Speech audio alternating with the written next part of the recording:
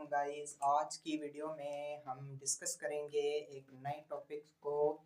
यानी ये एक टॉपिक नहीं है, ये एक सीरीज़ बनेगी हमारी।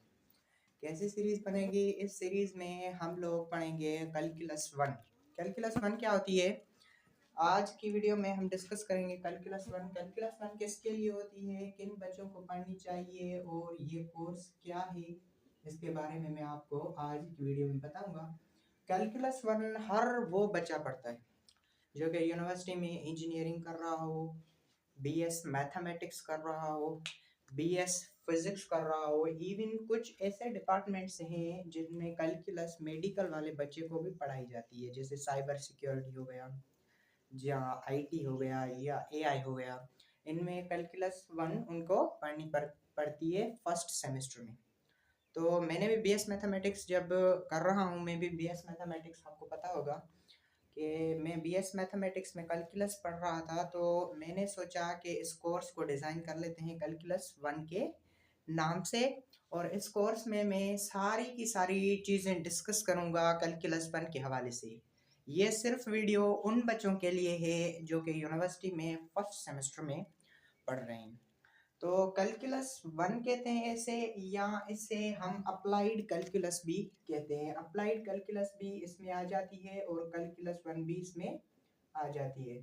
तो मैं कोशिश करूंगा कि सारी की सारी चीज़ें मैं आपसे इस कोर्स के हवाले से डिस्कस करूं, और बहुत डिटेल के साथ ये कोर्स डिज़ाइन होगा और one by one videos upload करते जाएंगे और चीज़ों को गेन करते जाएंगे। तो आइए स्टार्ट करते हैं, बातें बहुत हो गई। अब हम इसमें क्या डिस्कस करने वाले हैं, कैलकुलस डिस्कस करने से पहले बच्चों को अगर इंटर की नॉलेज नहीं है तो उनके लिए ये कोर्स नहीं है, क्योंकि इंटर की नॉलेज होना लाजमी है। तो मैंने सोचा कि कैलकुलस से पहले अगर किसी बच्चे की इंटर बहुत वीक है तो उस वजह से ये कैलकुलस वन पढ़ाई जाती है। तो इस कैलकुलस वन से पहले हम आज की वीडियो में थोड़ा डिस्कस करेंगे प्री कैलकुलस को।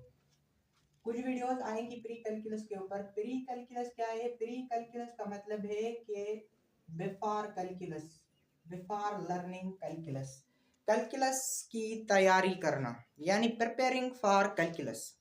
कैलकुलस की तैयारी करना यानी कैलकुलस पढ़ने की तैयारी पकड़ना। यहाँ से अगर आपको प्री कैलकुलस आई तो फिर आपको कैलकुलस समझ में कोई दिक्कत नहीं होगी। तो आज हम ये डिस्कस करेंगे, थोड़े मैंने नोट्स भी बनाए हैं, उनसे मैं आपको पढ़ाऊंगा। तो उसमें क्या हम डिस्कस करेंगे आज हम डिस्कस करेंगे उनके हवाले से कि हमें ये कैलकुलस आई कहाँ से थी। पहले तो हमें ये पता होना चाहिए कि कैलकुलस आई कहाँ से, ये डेवलप कैसे हुई। तो उसके लिए मैंने लिखा है कि 1637 में एक साइंटिस्ट थे, मैथमेटिशियन थे, साइंटिस्ट तो नहीं थे, मैथमेटिशियन थे, फ्रेंच मैथमेटिशियन। कौन थे? French mathematician.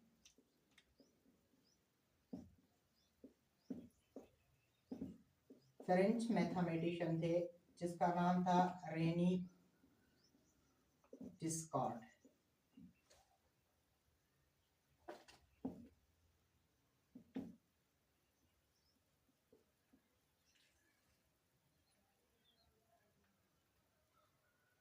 रेनी डिस्कार्ड्स एक मैथमेटिशियन थे। उसने कैलकुलस को ग्राफिक किया, यानी कैलकुलस के बारे में उसने बताया। उसने कैसे कैलकुलस को मतलब डेवलप किया, कैसे इसके बारे में पढ़ाई की। तो उसने मैथमेटिक्स की टू मेजर ब्रांच को कंबाइन किया। टू मेजर ब्रांच, कौन कौन सी टू मेजर ब्रांच? इसने क्या किया, इसने ज्योमेट्री को अलजेब्रा से कंबाइन कर दिया। ज्योमेट्री को किससे कंबाइन कर दिया? अलजेब्रा से। यानी देखिए इसने क्या कहा, इसने ये कहा कि अगर कोई अलजेब्रिक इक्वेशन है तो उसका ज्योमेट्रिक। तो ये हम डिस्कस कर रहे थे कि इसने कैलकुलस को, जो रेन डिस्कार्ड्स है, ये एक फ्रेंच मैथमेटिशियन था। इसने कैलकुलस को कैसे ड्राफ्ट किया, यानी इसने कैलकुलस को कैसे डिस्कवर किया, यानी इसने कैसे सोचा। इसने ऐसे सोचा, इसने दो ब्रांचेस मैथमेटिक्स की जो इंपॉर्टेंट ब्रांचेस होती है, एक ज्योमेट्री और दूसरी अलजेब्रा। इसने इन दोनों को मिक्सअप कर दिया, कंबाइन कर दिया। कैसे कंबाइन कर दिया?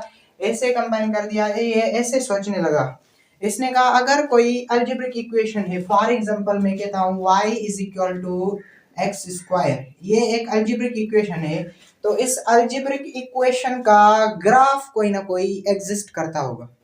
यानी इसने ऐसे सोचा कि देखिए हम लोग फिजिक्स में जब पढ़ते हैं या केमिस्ट्री में हम लोग एक ब्रांच पढ़ते हैं जिसमें हमें यह बताया जाता है कि नेचर हैज सिमेट्री।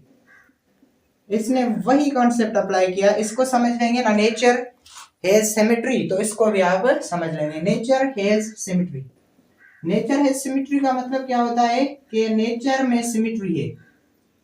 यानी फॉर एग्जांपल जब हम लोग फिजिक्स पढ़ते हैं तो वहां पर क्या होता है कि ये जो लाइट सन से, ये जो लाइट हमारे पास आ रही है, लाइट एनर्जी, तो इसको न्यूटन ने कहा, क्या कहा था पहले, न्यूटन कार्पस्क्यूलर थ्योरी में न्यूटन ने बताया था कि ये जो लाइट है ये वेव्स की बनी हुई है, लेकिन ये टिनी पार्टिकल ऑफ एनर्जी पैकेट्स में आ रही है, टिनी particle of energy in the form of packets, जिसको इसने फोटॉन या क्वांटा का बाद में नाम दिया गया था, मुझे एग्जैक्ट याद नहीं है, लेकिन ये जो एनर्जी आती है पार्टिकल्स, लाइट के पार्टिकल हमारे पास आते हैं, ये असल में वेव्स थे, लेकिन उसने कहा था कि ये वेव है जो ये एक पार्टिकल की बनी हुई है जिसको इन्होंने नाम दिया था मैटर वेव। यानी इन लोगों ने क्या कहा था कि लाइट जो है, जो कि वेव है, वो क्या बन गई, पार्टिकल बन गई। कैसे पार्टिकल बन गई? ऐसे पार्टिकल बन गई, कहते हैं ना हम लोग कि ये जो लाइट आती है ये फोटॉन की फॉर्म में आती है, फोटॉन या जिसको क्वांटा कहा जाता है। तो इसको नजर रखते हुए एक साइंटिस्ट था डी ब्रोगले, उसने क्या कहा था कि देखिए ये जो लाइट है, लाइट पहले क्या थी, वेव, ये पार्टिकल बन सकती है, तो नेचर हैज सिमेट्री, नेचर को सिमेट्री होनी चाहिए, तो कोई एक ऐसा पार्टिकल भी है, क्या पार्टिकल है, इलेक्ट्रॉन एक पार्टिकल है, अगर एक इलेक्ट्रॉन पार्टिकल है तो उसकी कोई ना कोई वेवलेंथ होगी, वो वेव क्यों नहीं बन सकता। ये किसने दिया था? ये दिया था डी ब्रोगली ने, डी ब्रोगली। तो इन्होंने ये सोचा, इस कॉन्सेप्ट को नजर रखते हुए उसने ये सोचा कि अगर एक लाइट जो कि वेव है वो पार्टिकल बन सकती है, तो उसका वाइस वर्सा क्या होगा कि एक पार्टिकल इलेक्ट्रॉन है वो वेव बन सकता है, इलेक्ट्रॉन पार्टिकल है जो कि क्या बन सकता है, वेव बन सकता है। तो इसने भी ऐसे ही सोचा, इसने कहा अगर कोई अलजेब्रिक एक्सप्रेशन है तो उसका कोई ना कोई ज्योमेट्री में मीनिंग होगा, उसका कोई ना कोई ज्योमेट्री में क्या होगा, मीनिंग होगा। जैसे आपको पता होगा y is equal to x square, ये किसका ग्राफ होता है, ये एक पैराबोला का ग्राफ होता है। ये ग्राफ भी मैं आपको बताऊंगा, प्री कैलकुलस में हम ग्राफ पे भी बहुत कमांड लाएंगे। ये इसका ग्राफ होता है। यानी अलजेब्रा में अगर एक इक्वेशन है y is equal to x square, तो उसका ग्राफ एग्जिस्ट करता है ज्योमेट्री में। और अगर कोई ज्योमेट्री में कोई एक ग्राफ है, फॉर एग्जांपल मैं एक ग्राफ बना देता हूं, फॉर एग्जांपल ये एक ग्राफ है, तो ये जो ज्योमेट्री में एक ग्राफ है ये किसी ना किसी अलजेब्रा इक्वेशन को शो कर रहा होगा। ये क्या होगा, y is equal to x, ये इसका ग्राफ है। तो इसने ऐसे सोचा कि नेचर हैज सिमेट्री, यानी ज्योमेट्री का अलजेब्रा में कोई ना कोई मतलब होगा और अलजेब्रा का कोई ना कोई ज्योमेट्री में मतलब होगा। तो इस कॉन्सेप्ट को नजर में रखते हुए इसने हमें क्या बताया, इसके कॉन्सेप्ट्स बताए और हमें सारा का सारा इसने बताया। जब इस दो ब्रांचेस को इसने कंबाइन किया तो ऑटोमेटिकली कैलकुलस दरियाफ्त होने लगी। कैसे हुई? For example y is equal to x square, अगर इस ग्राफ को देखें तो इस ग्राफ में आगे चलकर मैं सिमेट्री का कॉन्सेप्ट भी आपको बताता हूँ। सिमेट्री क्या होती है, देखिए ये ग्राफ सिमेट्रिक है, यानी ये y एक्सिस है, y एक्सिस के लेफ्ट साइड और राइट साइड में ग्राफ एक जैसा है। देखिए ये लेफ्ट साइड हो गई y की और ये राइट साइड, सिमेट्री का कॉन्सेप्ट भी यहां से हमें पता चल गया। और अगर इस ग्राफ पर मैं टेंजेंट बनाऊं और उसका स्लोप निकालूं तो वो क्या बताएगा, आपको पता है डेरिवेटिव, इंटर पढ़ी होगी तो आपको पता चल रहा होगा कि स्लोप क्या बताता है, डेरिवेटिव। तो ग्राफ का हम स्लोप निकाल लेते हैं तो वो डेरिवेटिव बताता है।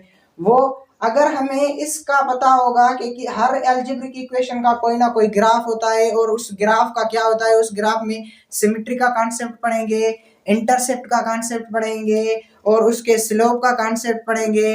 आया कि वो फंक्शन इंक्रीज कर रहा है वो कॉन्सेप्ट पढ़ेंगे, फंक्शन डिक्रीज कर रहा है उसके कॉन्सेप्ट पढ़ेंगे और इनको रिलेट करेंगे अलजेब्रा के साथ, अलजेब्रिक इक्वेशंस के साथ।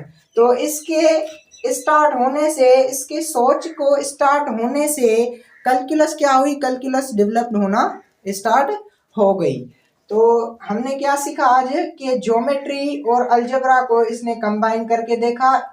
इसने कौन सा कॉन्सेप्ट अप्लाई किया फिजिक्स की दुनिया में, जैसे हम लोग कहते हैं कि नेचर हैज सिमेट्री, वही कॉन्सेप्ट इसने अप्लाई किया। नेचर हैज सिमेट्री का मतलब क्या है कि अगर लाइट एक वेव है तो वो पार्टिकल बन सकती है। एक एग्जांपल दे रहा हूं आपको, तो एक पार्टिकल इलेक्ट्रॉन है वो वेव बन सकता है, यानी सिमेट्री है। वेव एक पार्टिकल बन गई, एक पार्टिकल क्या बन गया, वेव बन गया। तो इसने ऐसा ही कॉन्सेप्ट अप्लाई किया कि एक ज्योमेट्री में अगर शेप दिया गया है तो उसकी कोई ना कोई अलजेब्रिक एक्सप्रेशन एसोसिएटेड उससे होगी, और अगर कोई अलजेब्रिक इक्वेशन दी गई है तो उसका कोई ना कोई ज्योमेट्री में ग्राफ होगा। इन दोनों कॉन्सेप्ट्स को इसने रिलेट कर दिया। जैसे ही ये दो कॉन्सेप्ट्स रिलेट हो गई, कैलकुलस को डेवलपमेशन स्टार्ट हो गई, कैलकुलस डेवलप होना स्टार्ट हो गई। तो आगे हम चलते हैं और कुछ चीजें और